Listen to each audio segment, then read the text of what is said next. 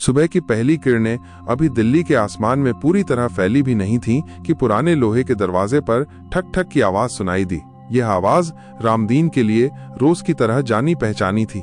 उनकी नींद कच्ची थी, जैसे कोई चिड़िया अपने घोंसले में हर आहट पर चौकन्नी हो जाती है। बिस्तर पर पड़े पड़े ही उन्होंने दीवार पर टंगी पुरानी घड़ी देखी। सुबह के 4 बजे थे। यह आवाज दूध वाले की थी। रामदीन उठे, दरवाजा खोला और दूध ले लिया। फिर उन्होंने अपनी पत्नी सुमित्रा को आवाज दी, सुमित्रा उठो, दूध आ गया है। सुमित्रा, जो खुद भी रामदीन की तरह तड़के ही उठ जाती थी, तुरंत उठ बैठी। दोनों ने मिलकर दिन की शुरुआत की तैयारी की। रामदीन एक सरकारी दफ्तर में चपरासी थे, जहां उनकी तनख्वाह मुश्किल से गुजारा लायक थी। सुमित्रा घर पर ही टिफिन सर्विस चलाती थी, जिससे थोड़ी बहुत अतिरिक्त आय हो जाती थी। उनकी एक बेटी थी, प्रिया, जो उनकी दुनिया थी। प्रिया 11वीं कक्षा में थी और हमेशा से पढ़ने में बहुत तेज थी। उसका सपना था डॉक्टर बनने का। रामदीन और सुमित्रा ने अपनी पूरी जिंदगी मेहनत में खपा दी थी। उनके पास न तो कोई पैतृक संपत्ति थी और न ही कोई बड़ा सहारा। उनका घर भी किराए का था, एक छोटी सी बस्ती में, जहां गलियां संकरी थीं और धूप मुश्किल से ही पहुंच पाती थी। लेकिन इस सब के बावजूद उनकी आंखों में एक चमक थी, प्रिया के सपनों की चमक। प्रिया अपनी माँ के साथ सुबह के खाने के डिब्बे पैक करने में मदद करती थी। उसकी छोटी छोटी उंगलियां तेजी से काम करती थीं। उसके मन में हमेशा एक बात रहती थी कि उसके माता पिता उसके लिए कितनी मेहनत करते हैं। वो अक्सर सुनती थी कि लोग कहते थे, चपरासी की बेटी डॉक्टर कैसे बनेगी। ये बात उसे अंदर तक कचोटती थी, लेकिन इसने उसे कभी हतोत्साहित नहीं किया, बल्कि और मजबूत बनाया। स्कूल से लौटने के बाद प्रिया अपनी पढ़ाई में जुट जाती। उसके पास न तो महंगे कोचिंग सेंटर जाने के पैसे थे और न ही ट्यूशन पढ़ने का कोई रास्ता। उसका इकलौता सहारा थी उसकी लगन और स्कूल की लाइब्रेरी। शाम को जब दूसरे बच्चे खेल रहे होते थे, प्रिया लाइब्रेरी में बैठकर पुरानी किताबें पलटती रहती। वह विज्ञान और गणित में गहरी रुचि रखती थी। एक दिन जब प्रिया 11वीं में थी, उसकी केमिस्ट्री की शिक्षिका ने उसे बुलाया। शिक्षिका ने कहा, प्रिया तुम बहुत मेधावी हो, तुम्हें मेडिकल की तैयारी करनी चाहिए। प्रिया की आंखें चमक उठीं, लेकिन अगले ही पल उनमें उदासी छा गई।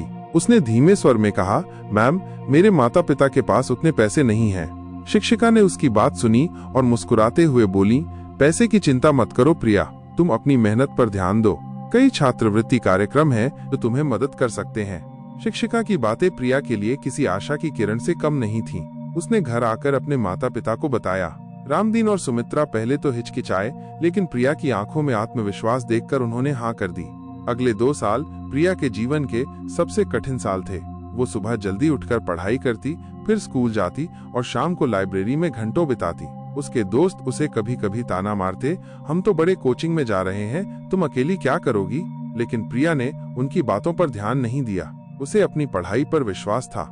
उसके माता पिता अपनी सीमित आय से जितना बन पाता उतना करते। सुमित्रा अपनी टिफिन सर्विस से और पैसे बचाने लगी और रामदीन ने कई बार अपनी छोटी मोटी इच्छाएं त्याग दी ताकि प्रिया की किताबों और फॉर्म भरने के पैसे जुट सकें। जब प्रिया 12वीं कक्षा में थी, तब मेडिकल प्रवेश परीक्षा के फॉर्म निकले। फॉर्म की कीमत भी कम नहीं थी। रामदीन को कुछ दिन ओवर टाइम करना पड़ा और सुमित्रा ने अपनी बचत में से कुछ पैसे निकाले।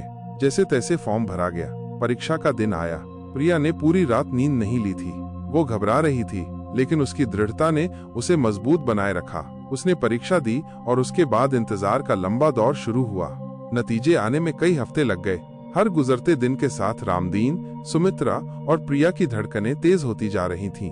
एक दिन जब रामदीन दफ्तर से घर लौटे, तो उनके चेहरे पर अजीब सी शांति थी। प्रिया को लगा कि कुछ गड़बड़ है। रामदीन ने धीरे से कहा, प्रिया, आज अखबार में नतीजा आया है। प्रिया का दिल जोर से धड़का। उसने पूछा, क्या हुआ पापा? रामदीन ने अखबार उसकी ओर बढ़ा दिया। प्रिया ने कांपते हाथों से अखबार लिया और अपनी आंखों को सुकून देने के लिए कुछ पल बंद कर लिया। फिर उसने खोल कर देखा।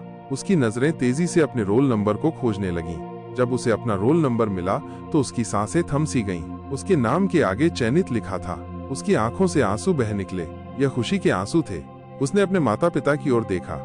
सुमित्रा की आंखों में भी आंसू थे, लेकिन उनके चेहरे पर एक असीम संतुष्टि थी। रामदीन ने प्रिया को गले लगा लिया। वो दिन उनके जीवन का सबसे खुशी भरा दिन था। बस्ती में खबर फैल गई। लोग जो कभी प्रिया को ताना मारते थे, अब उसे बधाई देने आ रहे थे। चपरासी की बेटी डॉक्टर बनेगी। ये बात अब खुशी और गर्व के साथ दोहराई जा रही थी। लेकिन ये केवल आधी जीत थी। प्रिया को अब कॉलेज में दाखिला लेना था, जिसकी फीस बहुत ज्यादा थी। रामदीन और सुमित्रा फिर से चिंतित हो गए। उन्हें समझ नहीं आ रहा था कि इतने पैसे कहां से आएंगे। प्रिया ने अपनी शिक्षिका से फिर संपर्क किया। शिक्षिका ने उसे कुछ छात्रवृत्ति योजनाओं के बारे में बताया और एक लोकल NGO से भी मदद दिलवाई, जो प्रतिभाशाली छात्रों की सहायता करता था। कई आवेदन करने और साक्षात्कार देने के बाद प्रिया को एक प्रतिष्ठित मेडिकल कॉलेज में छात्रवृत्ति के साथ दाखिला मिल गया।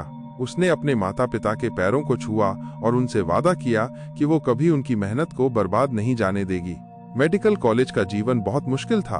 पढ़ाई का बोझ बहुत ज्यादा था और प्रतिस्पर्धा भी भयंकर थी। प्रिया को अक्सर लगता था कि वो पिछड़ रही है। उसके कुछ सहपाठी अच्छे परिवारों से थे, जिनके पास सारी सुविधाएं थीं। उनके पास महंगे लैपटॉप थे, वे रात रात भर जागकर पढ़ाई कर सकते थे और जब मन होता था तो कॉफी शॉप में जाकर आराम करते थे। प्रिया के पास न तो ये सुविधाएं थीं और न ही इतना समय। वो अपनी छात्रवृत्ति बचाने और अपनी पढ़ाई में अव्वल रहने के लिए दिन रात मेहनत करती थी। वो अपने कॉलेज की कैंटीन में पार्ट टाइम काम भी करती थी, ताकि अपनी छोटी मोटी जरूरतें पूरी कर सके और अपने माता पिता पर बोझ न बने। कई बार ऐसा हुआ जब प्रिया को लगा कि वो हार मान लेगी। देर रात जब वो अकेली पढ़ाई करती थी, उसे अपने घर की याद आती थी, अपने माता पिता की मेहनत याद आती थी। ये यादें उसे फिर से ऊर्जा देती थीं। वो अपने नोट्स बनाती, लाइब्रेरी में सबसे देर तक रुकती और अपने प्रोफेसरों से सवाल पूछने में कभी नहीं हिचकिचाती। 5 साल गुजर गए। ये साल उसकी लगन, त्याग और सहनशीलता के प्रतीक थे। आखिरकार वो दिन आया जब प्रिया ने अपनी मेडिकल की डिग्री हासिल की।